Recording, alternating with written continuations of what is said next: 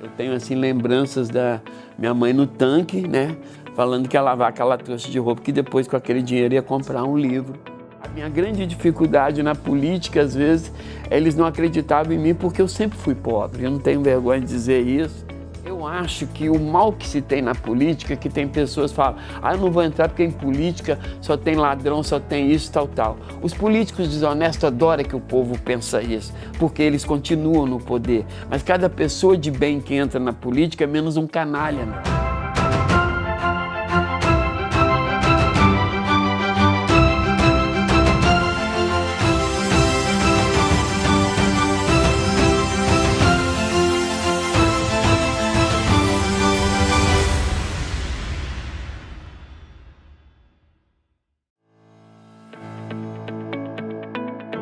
Capixaba, nasci no interior do Espírito Santo, na época interior de Colatina. Depois que eu fui para a cidade, com 1 ano e meio mais ou menos, segundo a minha mãe, né? Tenho 12 irmãos, meu pai era agricultor, depois virou caminhoneiro e minha mãe era dona de casa e ao mesmo tempo fazia tudo, lavava roupa, costurava, trabalhava para os outros e a gente sempre ajudando. Então foi uma família assim que a gente teve muita dificuldade, a gente inclusive assim, nós não passamos fome, mas assim, nós tínhamos o básico com muita dificuldade.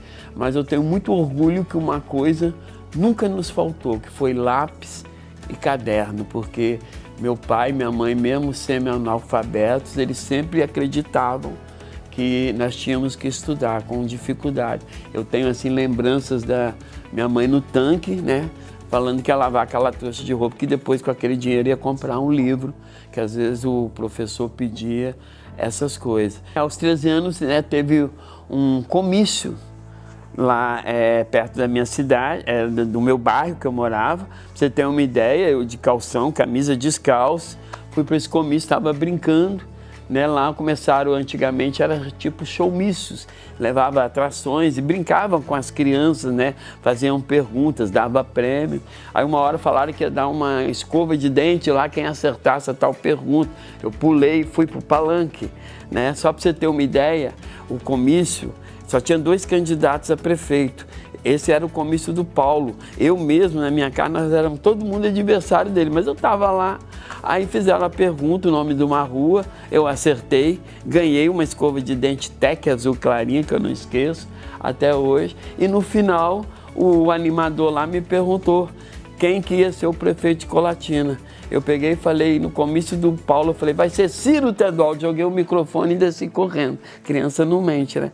Então aquilo causou era muito polarizado uma eleição na cidade, causou um comentário danado. Quando eu cheguei em casa de manhã, no outro dia no colégio, o professor já sabia, os alunos, quem era contra me criticava, quem era a favor do candidato. Foi aí onde os candidatos foram, né, pedir minha mãe que se eu pudesse acompanhar, porque eu falava bem, não sei o quê, e foi meio dificuldade e fui. E eu me lembro que aos 13 anos de idade, quando me deram o microfone, eu falei que eu não era candidato, muito menos eleitor, e que se Deus quiser, eu tinha fé em Deus que um dia quem ia ser o prefeito de Colatina ia ser eu. Com 15 anos, meu primeiro emprego, eu deixei de estudar de dia, passei a estudar à noite e trabalhava como faxineiro de um cartório, né? E trabalhei nesse cartório de faxineiro, eu passei a ser atendente de balcão, eu trabalhei nele até aos 20 anos de idade.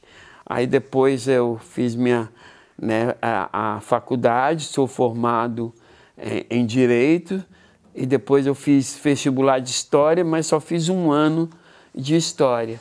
E fui trabalhando, eu fui assim, ao mesmo tempo que eu tinha um mini comércio, né, eu comecei a promover, porque eu sempre queria para a minha cidade o que eu via. E uma das coisas que eu sentia que na minha cidade não tinha era lazer, não tinha cultura. Então eu comecei, eles me chamavam até de mecena na cidade, porque para você ter uma ideia, há 30 anos atrás, eu levava shows da Rede Globo, assim, com artistas, peças de teatro. Uma coisa que eu comecei a destacar na minha cidade é que eu via Natal na televisão nos outras cidades decorada, tinha andar, e Colatina não era nada. Era tudo, só falava no Natal, não tinha um pedacinho de pano vermelho. Aí, por iniciativa própria, isso eu com o quê?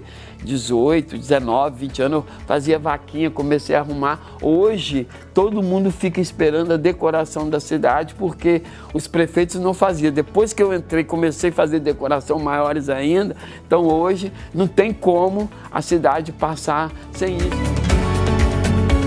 A minha grande dificuldade na política, às vezes, eles não acreditavam em mim porque eu sempre fui pobre. Eu não tenho vergonha de dizer isso.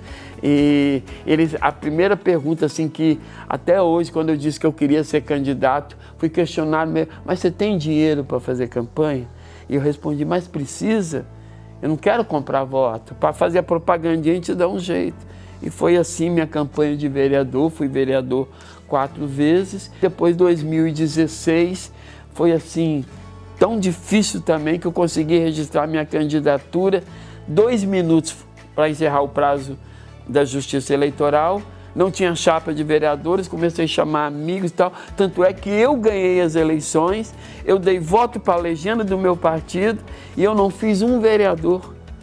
Os que perderam fizeram 4, 5 vereadores, eu ganhei as eleições com 5.000 votos de diferença do segundo colocado.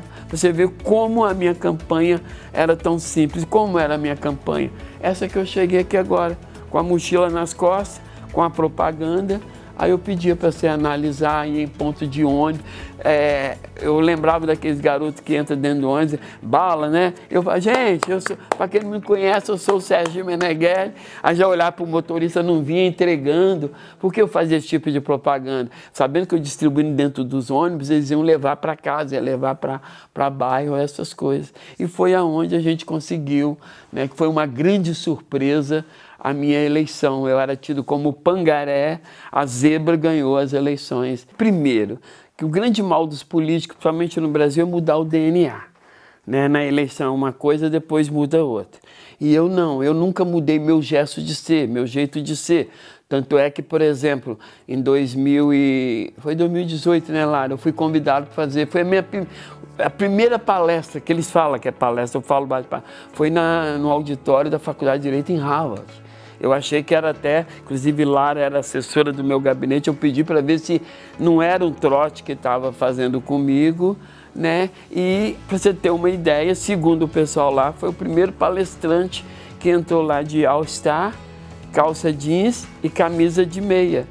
E tanto é que no final do meu mandato, dia 2 de dezembro, vocês podem conferir nas minhas redes sociais, eu estava em casa uma semana antes, o telefone toca que o presidente da República queria falar comigo. Eu falei, Roberto Carlos não está não, brincando, né? Porque um prefeito do interior, lá do Espírito Santo, um presidente da República, quando fui ver depois era verdade.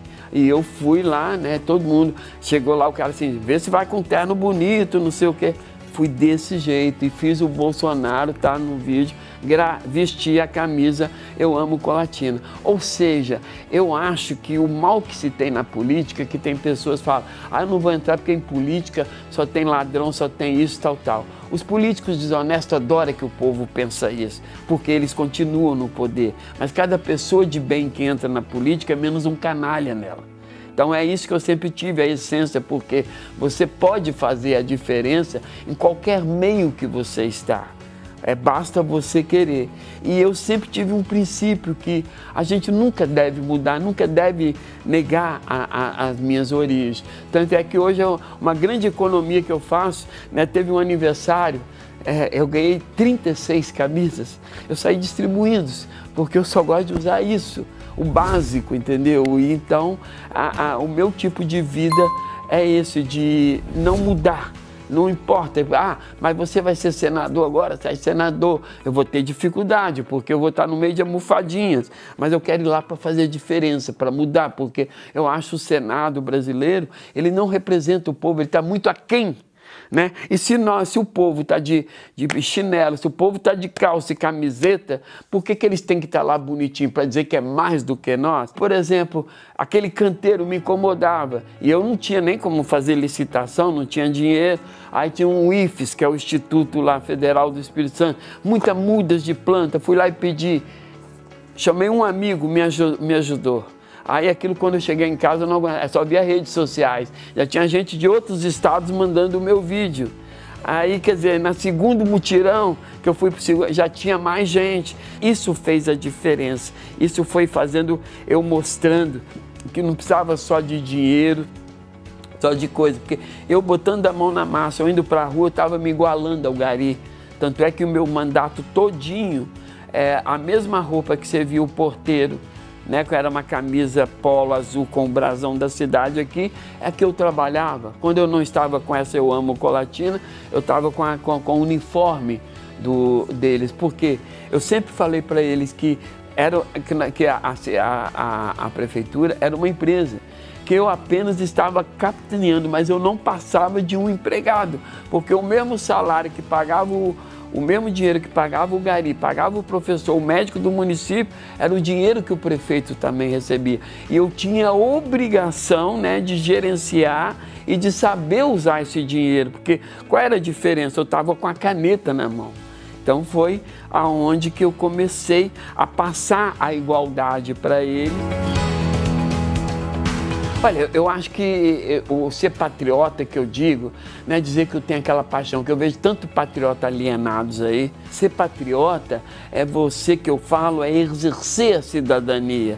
Você catar um lixinho no chão, você lá fazer uma coisa que, sabe, para a sua cidade, que não é obrigação, isso é ser patriota. O verdadeiro patriotismo, eu acho que está no amor da pessoa para com a sua comunidade. Porque eu moro no Brasil? Moro. Eu moro no Espírito Santo? Moro. Mas eu vivo mesmo na minha cidade. Então, eu fazendo a minha parte na minha cidade, eu já estou ajudando o meu país. Hoje eu diria que eu sou uma pessoa assim, como se diz, o que o Raul Seixas dizia, eu fui um maluco beleza. Eu não fui uma pessoa convencional, também não fui uma pessoa normal, mas também não fui aquela Maria vai com as outras.